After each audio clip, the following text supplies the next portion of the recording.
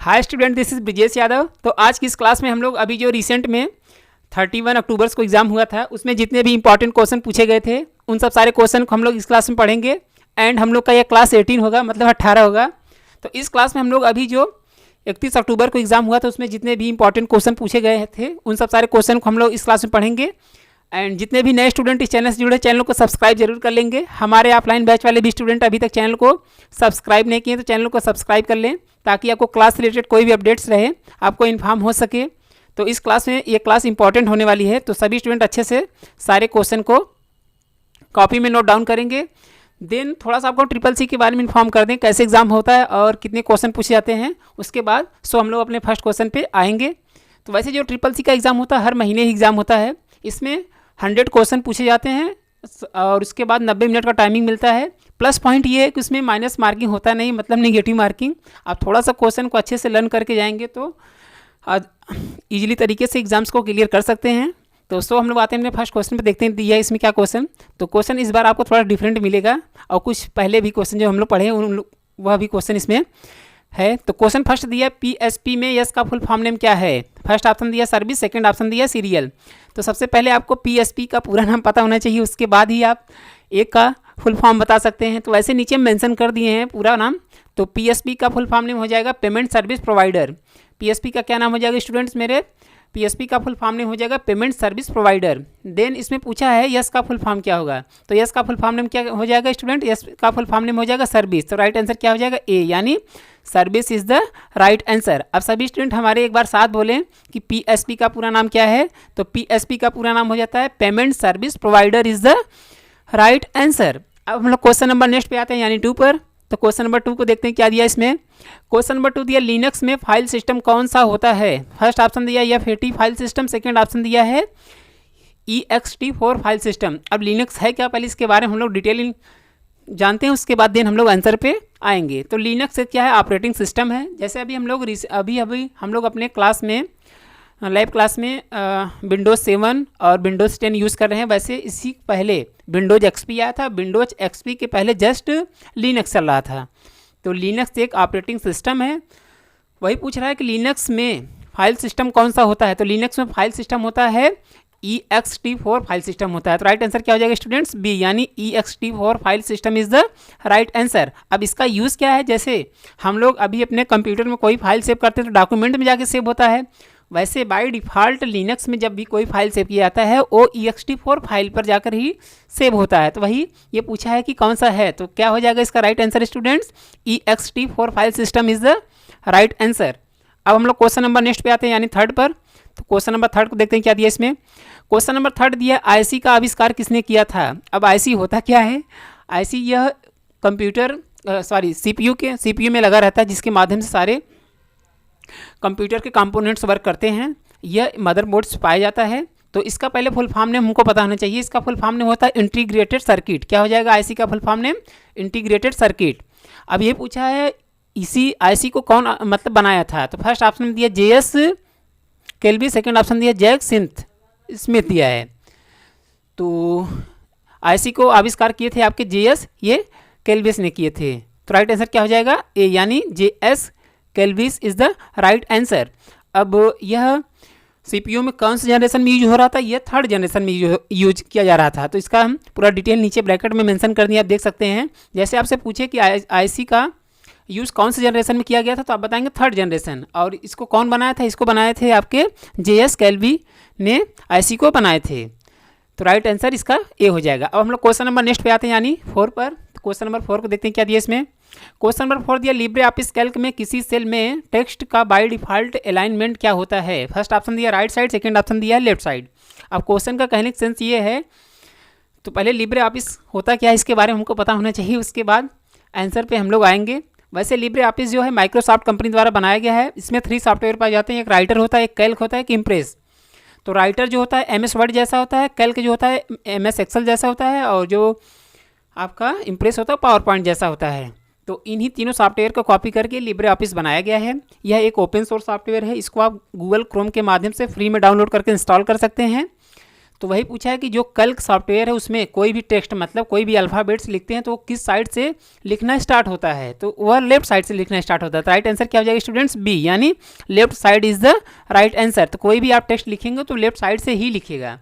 जैसे आपसे पूछ दे कि लिब्रे ऑफिस कैल्क में किसी भी नंबर्स का बाय डिफॉल्ट अलाइनमेंट क्या होता है, जब नंबर पूछे तो राइट साइड बताएंगे, टेक्स्ट पूछे तो लेफ्ट साइड बताएंगे। अभी टेक्स्ट पूछा है तो आपका राइट आंसर क्या हो जाएगा?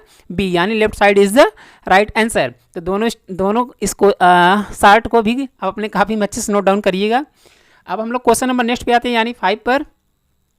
क्वेश्चन नंबर 5 दिया, भीम ऐप कितनी भाषाओं में उपलब्ध है, मतलब भीम ऐप में कितने लैंग्वेज का प्रयोग किया गया है। फर्स्ट ऑप्शन दिया 20 लैंग्वेज, सेकंड ऑप्शन दिया 50 लैंग्वेज। तो सबसे पहले हमको भीम का फुल फॉर्म नेम पता होना चाहिए, तो नीचे भीम का फुल फॉर्म नेम हम ऐड कर दिए, आप देख सकते हैं। तो भीम का फुल फॉर्म नेम हो जाएगा भारत इंटरफेस फॉर मनी। क्या हो जाएगा स्टूडेंट्स भीम का फुल फॉर्म नेम? यह एक क्या है, पेमेंट मोड है जिसके माध्यम से हम लोग किसी दूसरे व्यक्ति को फ़ोन पे या गूगल पे के माध्यम से पैसा ट्रांसफ़र करते हैं। वैसे एक भीम ऐप भी है।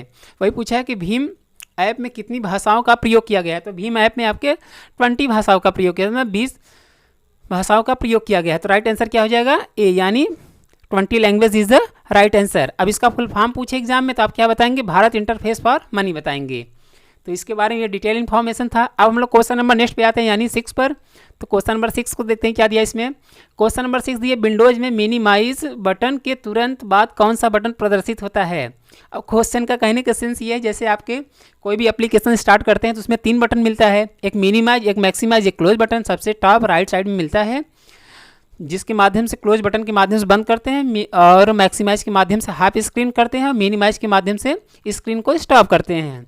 वही पूछा है कि कंप्यूटर के किसी भी विंडोज में मिनिमाइज बटन के जस्ट बाद कौन सा बटन पाया जाता है, तो मैक्सिमाइज, हाँ मैक्सिमाइज बटन के बाद कौन सा बटन पाया जाता है। मैक्सिमाइज के जस्ट बाद आपका मिनिमाइज बटन पाया जाता है, जो कि फर्स्ट में होता है। तो राइट आंसर क्या हो जाएगा स्टूडेंट्स? बी, यानी maximise button is the right answer. तो मैक्सिमाइज के जस्ट पहले मिनिमाइज पाया जाता है और मैक्सिमाइज के बाद एक क्लोज बटन पाया जाता है।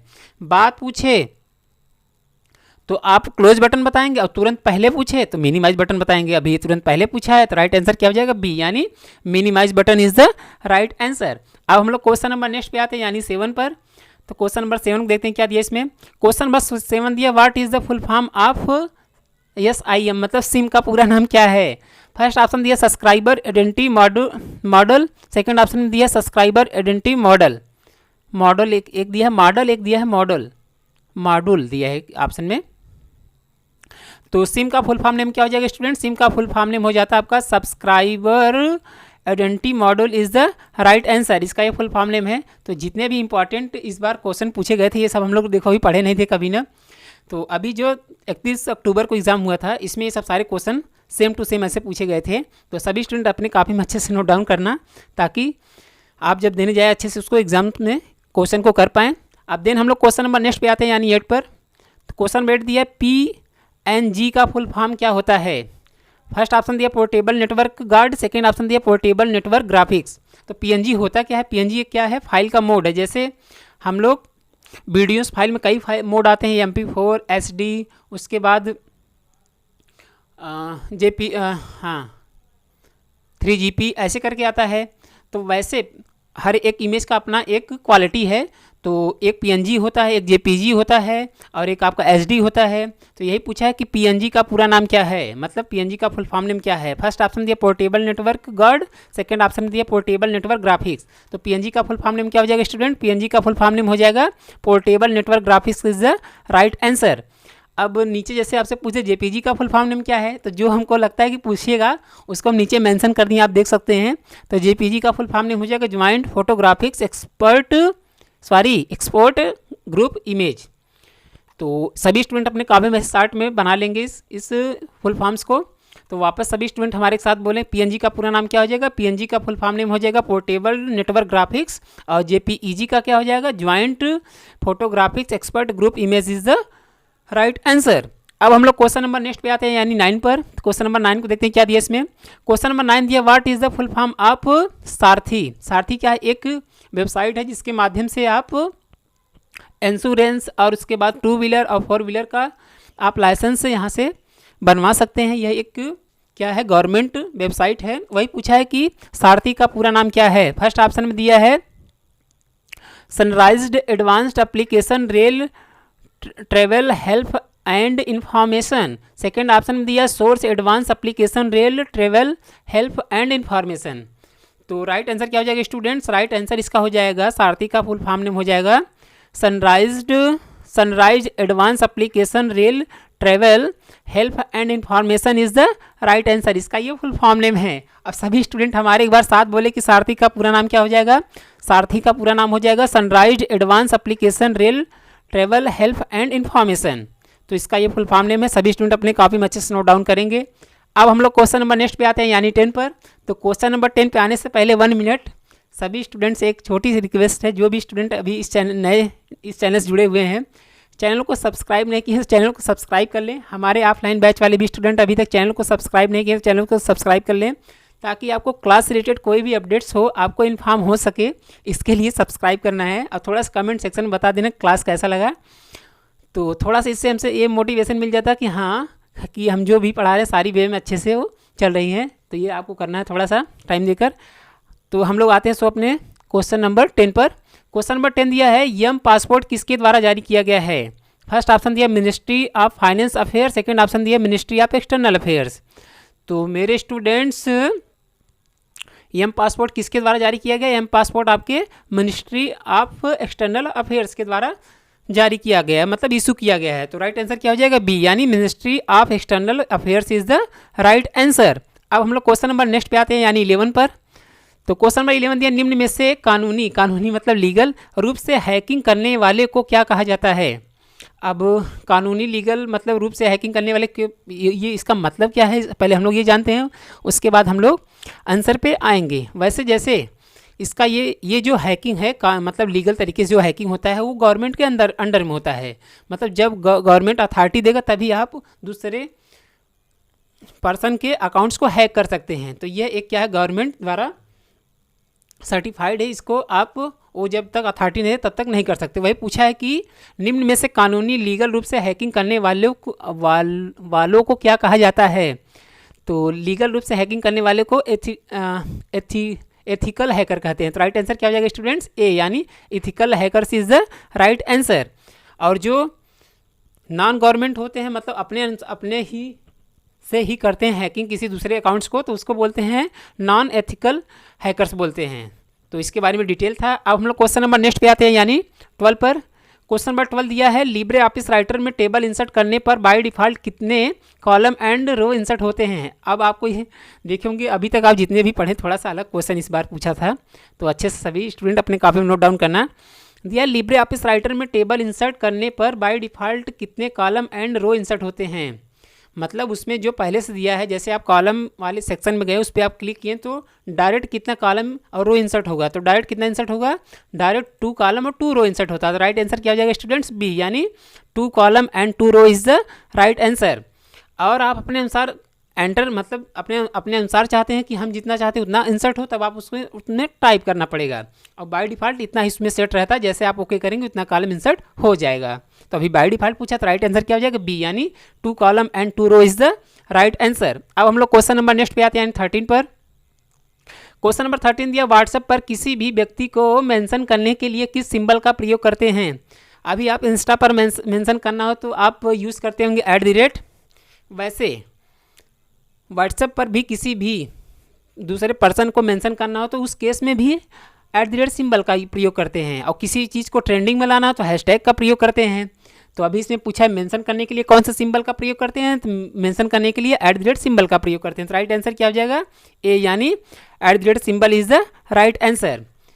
तो इंस्टा पूछे या व्हाट्सएप पूछे तो आप क्या बताएंगे कौन सा सिंबल, @ सिंबल आप मेंशन करने के लिए वहाँ करेक्ट आंसर करेंगे। अब हम लोग क्वेश्चन नंबर नेक्स्ट पे आते हैं यानी 14 पर। क्वेश्चन नंबर 14 दिया ऑटो टेक्स्ट की शॉर्टकट की क्या होती है। फर्स्ट ऑप्शन दिया Ctrl+F5 की, सेकंड ऑप्शन दिया Ctrl+F3 की। अब ऑटो टेक्स्ट होता क्या है, ऑटो टेक्स्ट का मतलब होता है जैसे आप कोई वर्ड मीनिंग गलत लिखते हैं, जैसे आप स्पेस करते हो आप बाय डिफ़ॉल्ट उसको करेक्ट कर देगा। तो ऑटो टेक्स्ट क्या एक सेटिंग है जिसके माध्यम से आप लगा देंगे और 1-2 वर्ड मीनिंग आपसे मिस्टेक होता है, आप तो स्पेस जैसे ही करेंगे वो करेक्ट कर देगा। तो वही पूछ रहा है कि कीबोर्ड से करना हो तो कौन से की से करेंगे। तो ऑटो टेक्स्ट की शॉर्टकट की होती है स्टूडेंट कंट्रोल प्लस F3 की होता है। तो राइट आंसर क्या हो जाएगा बी, यानी कंट्रोल प्लस F3 की इज द राइट आंसर।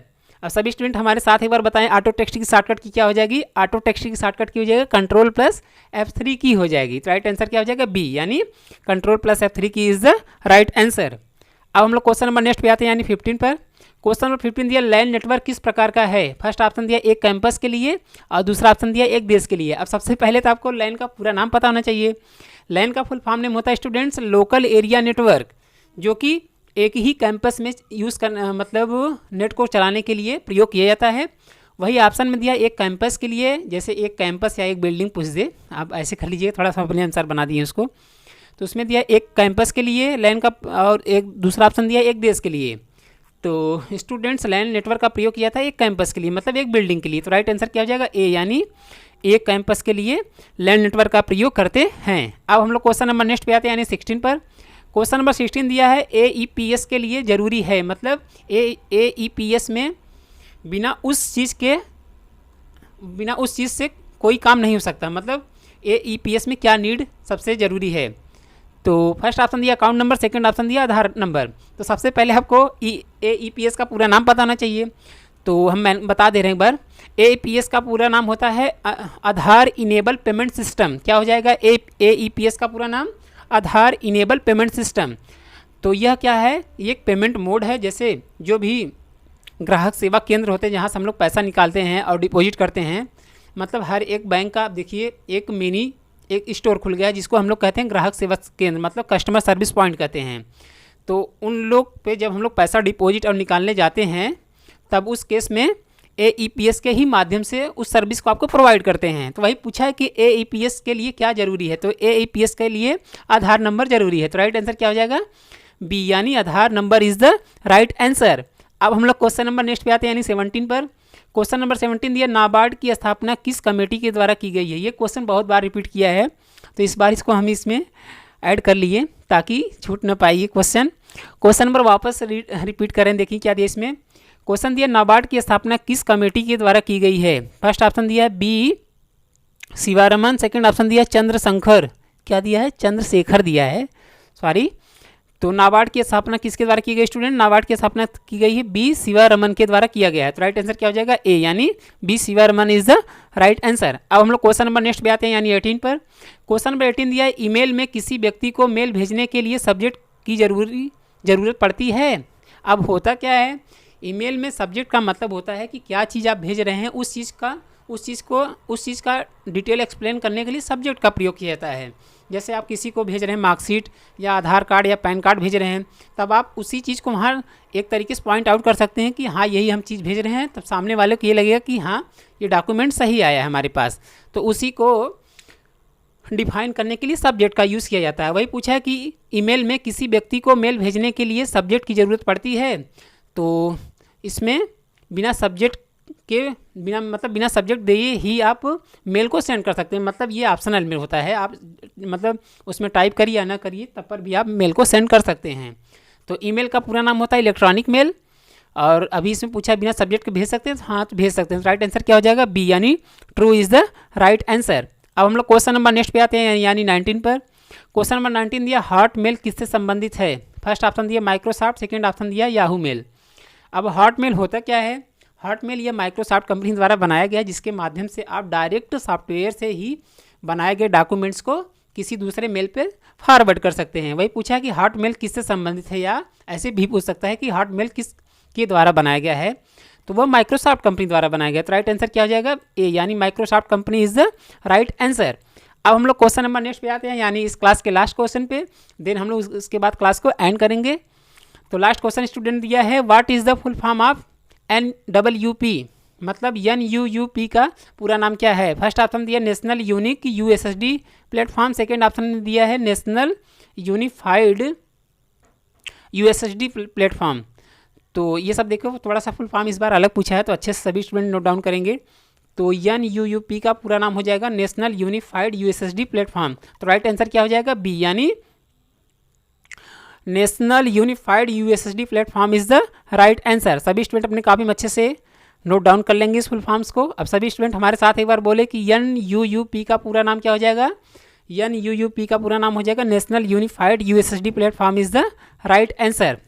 अब तो ये इस क्लास का ये लास्ट क्वेश्चन था। आई होप सारे क्वेश्चन सभी स्टूडेंट को अच्छे समझ में आए होंगे। तो जिस भी क्वेश्चन में आपको डाउट होगा आप कमेंट सेक्शन में उसका रिप्लाई कर सकते हैं।